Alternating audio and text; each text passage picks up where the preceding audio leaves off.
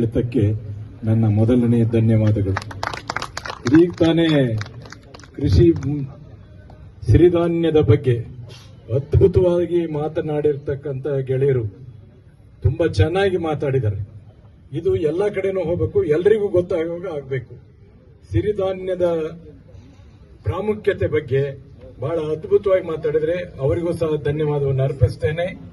ಇವತ್ತು ಸಿರಿಧಾನ್ಯ ಬೆಳೆ, ಈಗ ನಾನು ಯಾವಾಗಲೂ ಹೇಳ್ತಾ ಇರ್ತೀನಿ, ಡ್ರಾಟ್ ರೆಸಿಸ್ಟೆನ್ಸ್ ಕ್ರಾಪ್ ಬರಬೇಕು. ಬರಗಾಲ ಬಂದರೂ ತಡ್ಕೊಳ್ಳುವಂತ ಶಕ್ತಿ, ಮಳೆ ಹೆಚ್ಚು ಬಂದರೂ ತಡ್ಕೊಳ್ಳುವಂತ ಶಕ್ತಿ ಸಿರಿಧಾನ್ಯಕ್ಕಿದೆ. ನಮ್ಮ ರೈತರು ಹೆಚ್ಚಾಗಿ ಇದನ್ನು ಬೆಳೆದು ಸಿಟೇರಿಗೆ ಕೊಟ್ಟು ಅವರಿಗೂ ಸಹ ಅದನ್ನ ಬಳಸೋ ಹಾಗೆ ಮಾಡಬೇಕು. ಅವ್ರು ಹೇಳಿದ್ರು ನಮ್ಮ ಹಳ್ಳಿ ಕಡೆ 110 ವರ್ಷ ಬದುಕ್ತಿದ್ರು ಅಂತ. ಅದು ನಿಜಾನೂ ಹೌದು. ಯಾಕೆಂದ್ರೆ ಅವ್ರಿಗೆ ಗೊತ್ತಿತ್ತು ಆಹಾರದ ಪ್ರಾಮುಖ್ಯತೆ, ಅದರ ಬದುಕಿನ ಸ್ಟೈಲೇ ಆಗಿತ್ತು.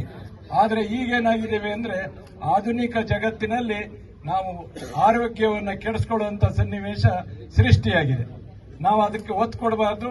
ನಾವಾದ್ರೂ ಇರ್ತಕ್ಕಂಥವ್ರು ಶಪಥ ಮಾಡಬೇಕು, ಸಿರಿಧಾನ್ಯವನ್ನ ನಾವು ಬಳಸ್ತೀವಿ, ಮುಂದಿನ ದಿನದಲ್ಲಿ ಆಸ್ಪತ್ರೆಗಳನ್ನ ಬಂದ್ ಮಾಡ್ತೀವಿ ಅಂತ. ಯಾಕೆ ಅಂದ್ರೆ ನಾವು ಎಲ್ಲೋದ್ರೂ, ನಾನು ಬೇರೆ ಬೇರೆ ದೇಶದಲ್ಲಿ ನೋಡಿದ್ದೀನಿ, ಬೇರೆ ಬೇರೆ ಲಕ್ಷ್ಮಣ್, ನಾನು ಚೀನಾಕ್ಕೆ ಹೋಗಿದ್ದೇನೆ, ನನಗೊಂದು ಸ್ವಲ್ಪ ಕೆಮ್ಮಾಗಿತ್ತು. ಅಲ್ಲಿ ಎಲ್ಲಾ ಕಡೆಗೂ ಮೆಡಿಕಲ್ ಶಾಪ್ ಹುಡುಕಿದೆ, ಒಂದೂ ಮೆಡಿಕಲ್ ಶಾಪ್ ಸಿಗಲಿಲ್ಲ.